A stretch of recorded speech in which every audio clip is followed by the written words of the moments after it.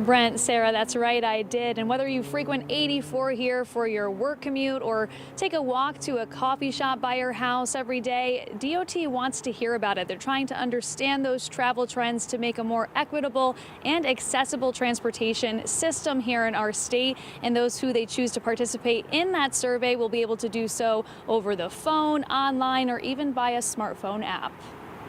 There's some strong opinions on Connecticut highways.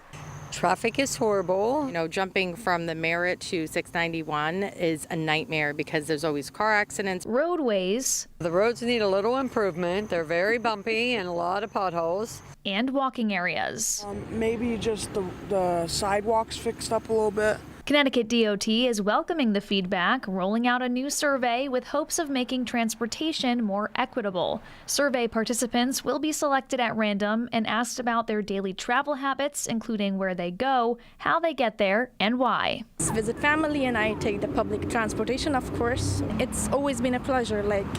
It's normal. It's not overwhelming. Some people in Connecticut that Fox 61 spoke with fully support the DOT's efforts to include them in the improvement process. Because they're not just hearing it from one person. They're hearing it from a bunch of different people. I would totally do that. I mean, the whole reason why I love it here is we have, walkability and it's easy to hop on a trail and go. I love the one-way.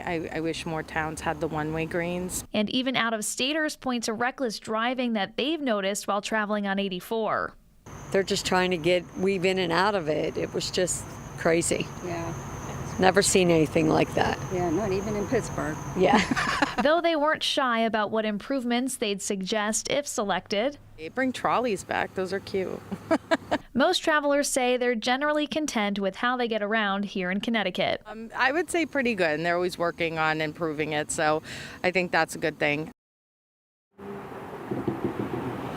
I wouldn't mind hopping on a trolley. That sounds like fun. The results of those surveys, or of that survey rather, is expected to be released sometime next spring. Live on the Sky Deck here for Fox 61, Kaylee Collins, Fox 61, Connecticut's news station.